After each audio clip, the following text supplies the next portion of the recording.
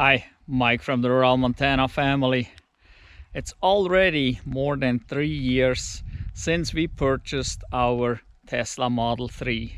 So it's time to do another review and let you know how we feel about it after 3 years. Let's go.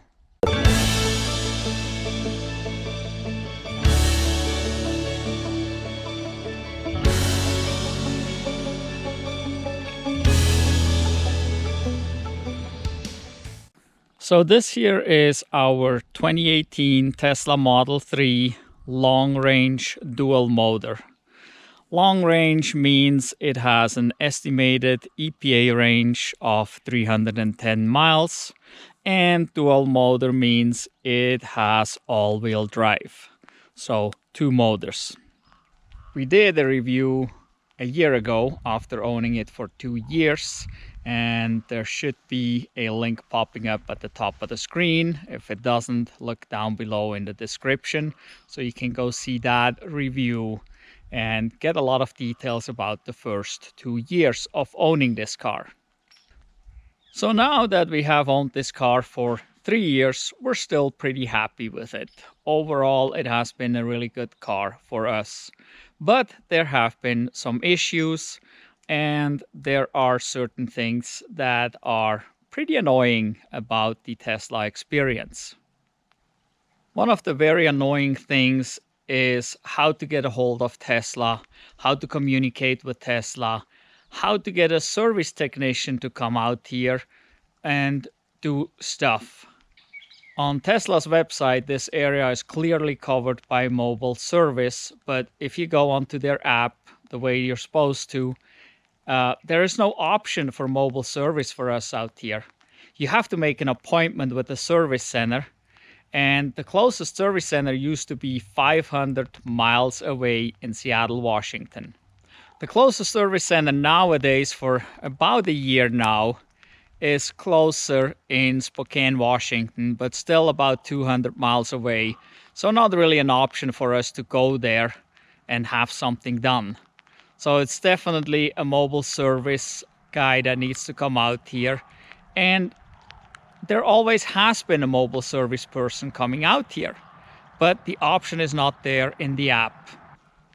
This has probably been the most annoying and most difficult part of owning this Tesla.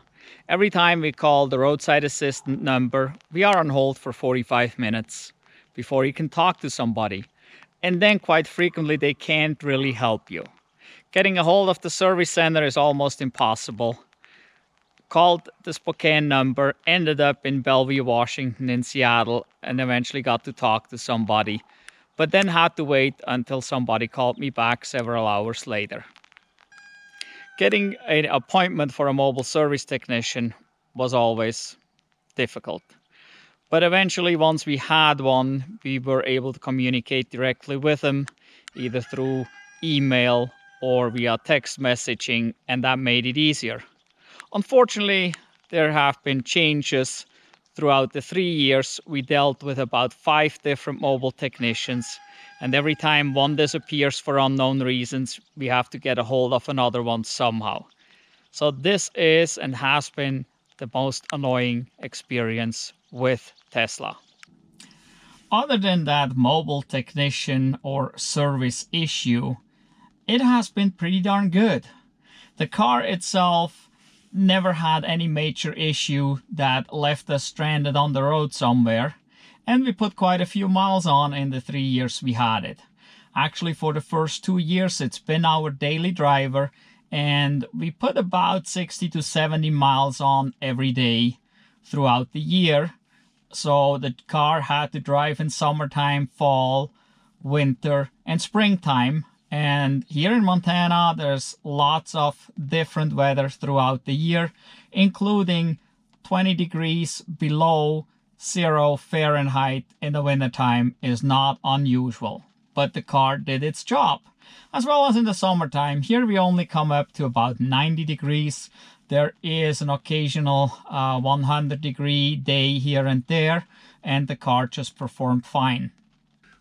We took the car on several road trips in the 3 years. The first road trip was actually coming home when we picked up the car. 3 years ago in Bellevue, Washington, which is basically a suburb of Seattle, and it was a 500-mile drive home. Then in March of 2019, we took it to Salt Lake City, Utah, which was another good 1,100-mile round trip. Also, we took it on multiple trips to the greater Yellowstone area, usually during fall, winter, and spring. And Yellowstone is at about a 6,000 foot elevation, so it was super cold. We experienced lots of snow, and the car still performed fine for us. So the car has gotten multiple updates since we have taken delivery of it, and it has improved. We purchased the car with just the basic alarm, now have Sentry mode. We purchased a car that had at the time EAP, Enhanced Autopilot, which back when the autopilot as it is now on the new models didn't exist. Back when there was no auto steer option unless you purchased EAP. And that's what we did. And EAP has improved a lot within the first year, to a degree where we felt confident to actually upgrade to FSD as it was offered by Tesla at a lower price in 2019. So in 2019 we purchased the upgrade for $3,000, which also led to the mobile technician coming out and upgrading the main computer from the hardware 2.5 to 3.0, which again has improved our experience with the car, because some of the features of EAP didn't work too great with the hardware 2.5, but as soon as we had the 3.0 computer installed, it was much better. What were the major issues we had in 3 years? Well, we got stuck once at home because the charge port would not unlock and we could not pull the plug out. It was frozen. This was one of the early on issues we had, and we were probably one of the earliest to experience this problem. It was nice to find out that Tesla was actually offering us a rental car until this could be resolved, which we decided not to take advantage of because we were eventually, after about 2 hours, able to unlock and unplug the car and get going. So, and it was at home, so not such a big deal. The other probably big thing was our rear window was leaking, and we didn't notice that early on. We don't know when it started. It was kinda weird because it would rain and not leak at the time, but about a half an hour after it stopped raining or so, we sometimes found 2 wet spots in the trunk. And it seemed like that it would leak at the trunk lid hinges where they are attached to the body, and so the Tesla mobile technician sealed those. But then we found a few months later it was still leaking, and it turned out to be the rear window, which then had to be pulled and replaced, and that was done by Tesla as well. And those were probably the 2 major things. We had a few rattles in the beginning, and they have been resolved.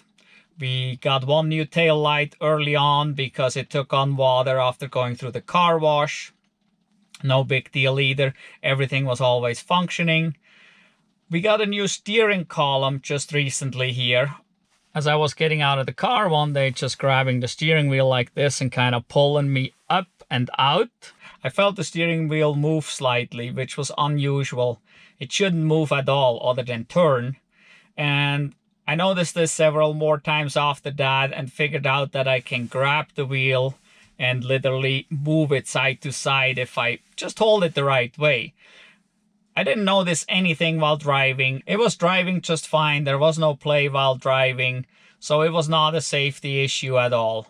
I thought maybe the column has come loose, but it turned out that some of the bushings inside the column were already worn, which was already a known issue, and there has been a revision to the steering column, and so a new steering column was installed.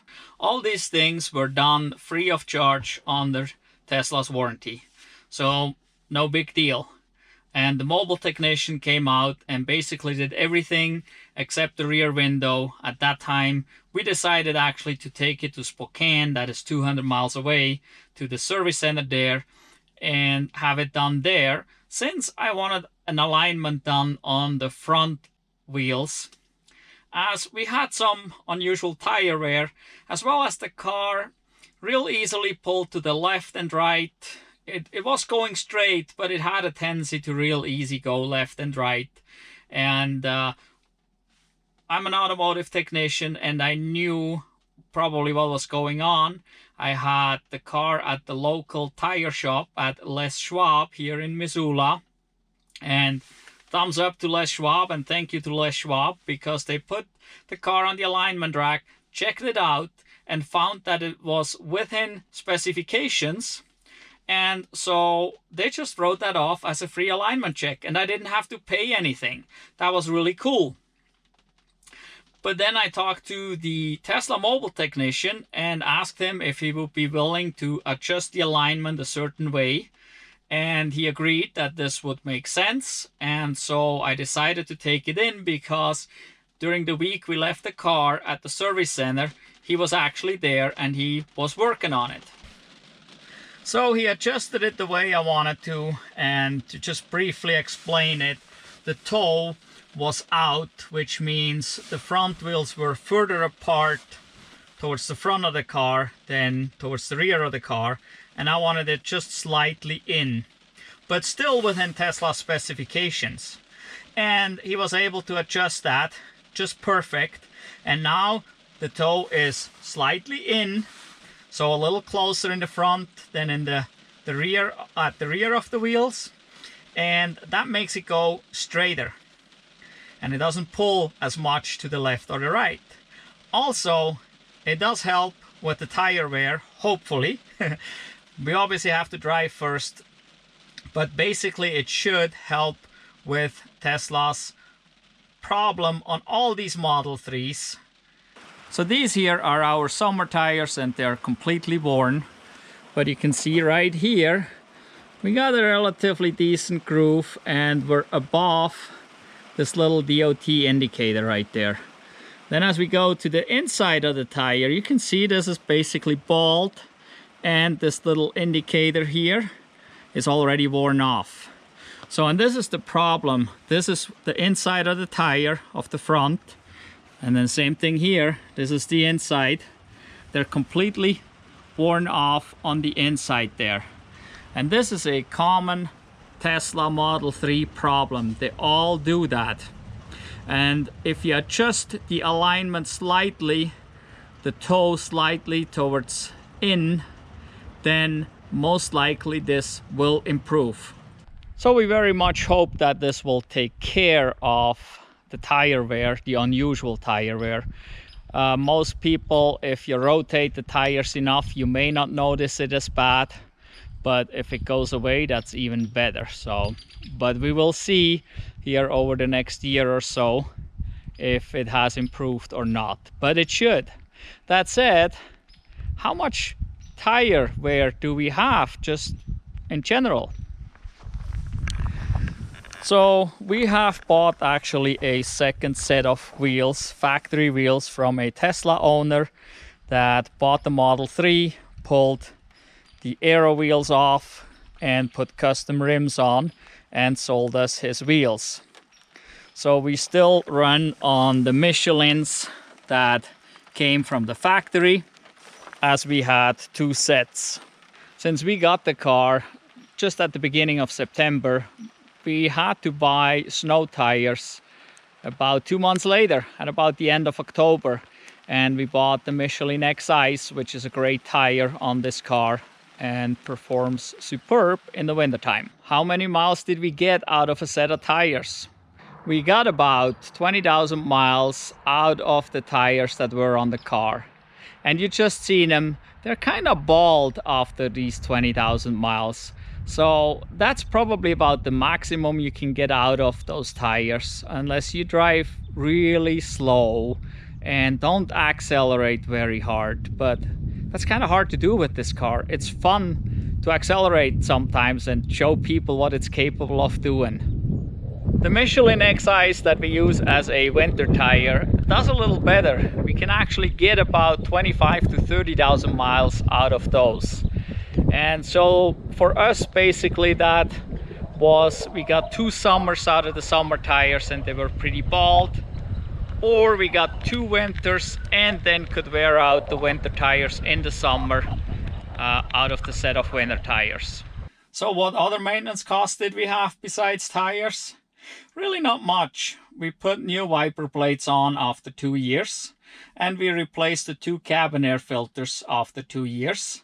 And I made a video on both of them, and I'm going to put a link at the top of the screen. If it doesn't pop up on your device, look in the description.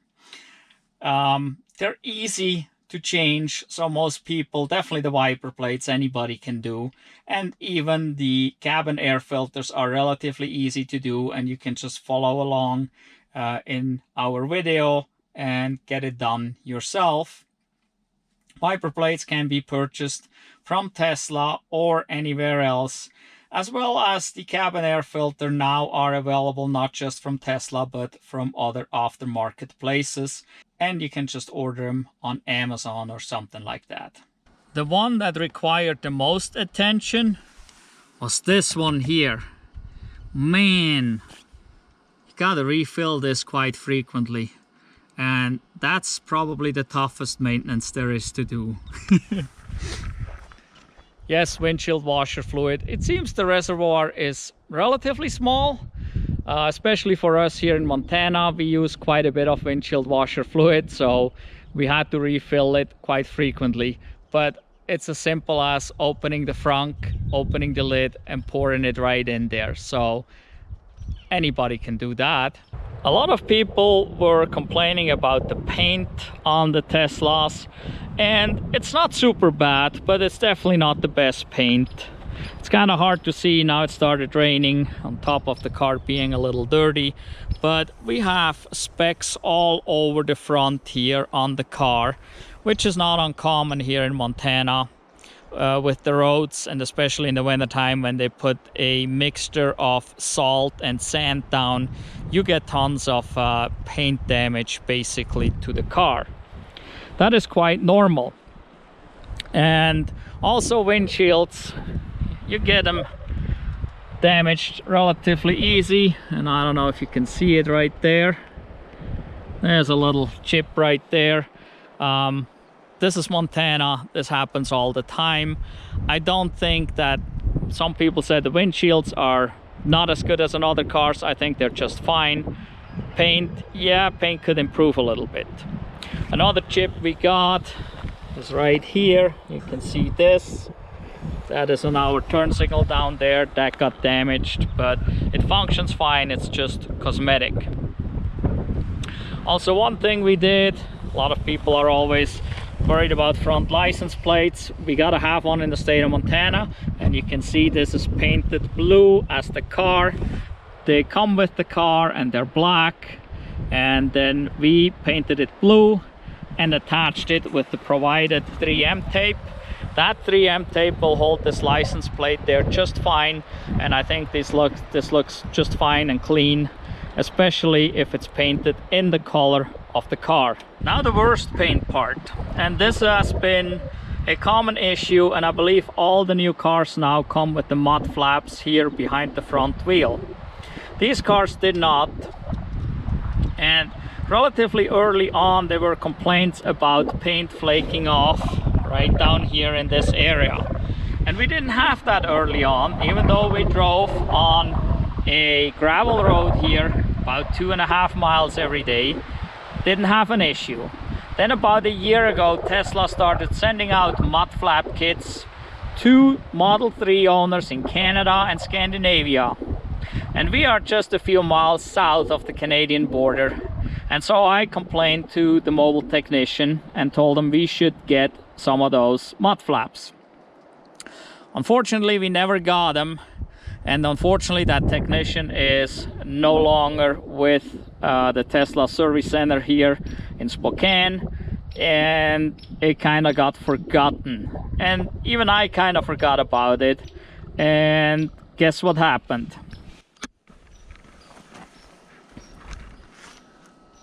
Probably can see it right there. There is rust. The paint's flaking off. And it's not just on the driver's side, it is also on the passenger side. We got the same thing going here. Here we got actually a higher up spot and a low spot, and it's literally, it's peeling off. It's not really bad. I mean, it can be fixed relatively easy and simple, especially since it's in a spot down below where it doesn't need to be perfect, and you just fix it, take care of the rust, put the primer over it, and put the mud flap on. But Tesla is not willing to do this under warranty, and that is the worst part, especially after seeing that so many cars were affected, and basically Tesla, by sending out mud flaps to some owners, agreed that it is a manufacturing defect. It just hasn't been done right. And so Tesla didn't want to fix that for us. They said it's not part of the warranty, and we can look in the manual and see what the rules and regulations are about arbitration. Well, who wants to go through such an ordeal to get this fixed? Since that paint damage is not necessarily really hard to repair, talking to the service manager at the location in Spokane, we agreed that they will provide us the mud flap kit for free and also give us a set of floor liners for our Tesla Model S for free. That said, the floor liners are about $230, so they get away really cheap. I probably could have went through arbitration and tried to get somewhere, make a whole bunch of phone calls, and probably waste several hours of time to get this repaired for free. But if I use that time to actually repair it myself rather than trying somebody else to get it to repair, and I get a set of the floor liners that we needed for our Tesla Model S anyway, I chose to go the easy route, which makes it easy and less aggravating and annoying for me. And we get $230 worth of floor mats for our Tesla S, and we get the mud flap kit for free, and I'll take care of the rust down there, which is really not such a huge deal. And I think that's probably the easiest solution for all of us. But still, it is annoying that Tesla will not fix this on this car. So, and if you're looking at purchasing a used Model 3, go look down there and see if there's rust there. Chances are there is, and chances are that the owner doesn't even know about it, because who would look down there? There's no service, no maintenance needed like on a ICE car where you have oil changes and you're under the car all the time. Here, you're not. There's nothing to do under there, so probably a lot of them have it and nobody has seen it. So during the first 2 years, this was our daily driver, and we put a good 20,000 miles on each year. Then with COVID coming along, and we had some other changes in our lives. For the last year, we haven't driven it very much, mainly because we added another electric car to our fleet of cars, and we have been driving it a lot because it had another 3 years of and 36,000 mile warranty, while this car was already over 40,000 miles but still had 2 years left on the warranty. So we decided to drive the other car more than this. That said, right now, if you can see this here, we got 48,390 miles on it. And you can see up above, the total there shows 48,376. So that is when I got the car and I reset this to the total and never changed it since. So that's been counting for 3 years now. And you can see we used a total of 14,378 kilowatt hours. And our average consumption is 297 watt hours per mile. 297 watt hours per mile is not too bad at all, especially with the long cold winters we have here. And this car does not have a heat pump. This is the one of the earlier ones that has a resistive type heater, and they use more energy to produce heat than the heat pump. So this is actually pretty good for this car. A lot of people say it has gotten much better, which yes, it has gotten better. Obviously the newer cars have a somewhat increased range due to the heat pump, but this is not too bad for a car running here in Montana, where from October to about May we need the heater in the car, at least in the mornings, and we get very low temperatures and we stay below freezing pretty much continuously from November to April. So 297, pretty darn good, I would say. So this car has been really good for us. We really can't complain much. Like I said, there's a few annoying things, but we noticed we have annoying things with other car brands too. So overall, we had basically only some very little maintenance that we had to pay for. Tires, yes, it is a pretty sporty car, so you use a little more tire probably than you would on a car with an ICE engine that is not as sporty. But that said, comparing it to our Honda Accord V6 that we used to drive, we actually only got about 25 to 30,000 miles out of a set of tires on that car. And here we get about 20,000 to 25,000 miles out of a set of tires. So it's really not terrible. When we purchased this car, the plan was to keep it for at least 10 years. And that plan has not changed. That's also why we opted to purchase full self-driving later on, as we have seen how EAP improved just in 1 year. We are pretty sure full self-driving may not come to level 5 autonomy. Level 5 autonomy is the highest autonomy, and that means you don't even require a steering wheel anymore. And it will certainly improve as a driver help function and make it safer for us to drive. And we already noticed many comforts due to it. Traveling long distances, it really helps us to get to our destination more relaxed, but still know that we were pretty safe because the car pays attention 100% of the time. And nowadays with the new Teslas, the basic autopilot includes the auto steer function, so that's even better. Back when, in 2018, that was not the case. So if you opt to purchase a 2017 through, I believe, 2019 model, make sure it has the auto steer function if that's what you're looking for. Would we purchase this car again? Yes, no doubt about it. This car has saved us so much money, has been so comfortable for us to drive.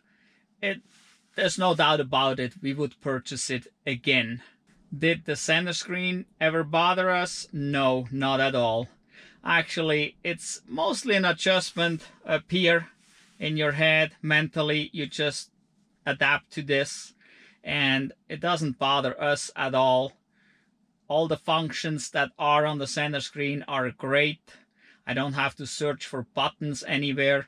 Most of the functions are automated, so I don't even really need to do much there anymore. A lot of people say, well, you cannot adjust your vents on the dash to blow in the right direction. You would have to go in the touchscreen and change it. I don't know. I change this 3 times a year maybe. Because once you have a good adjustment on those, you hardly ever need to change it. Sometimes it gets really hot in the summer and I want them to blow directly at me. That's probably one time I change it. But most of the time they kind of just blow out off to the side, not directly on me. And it works perfect. Never had an issue with that. And other adjustments on there, you really don't have to do much. Headlights are automatic. There's no trying to find headlights to turn them on or off.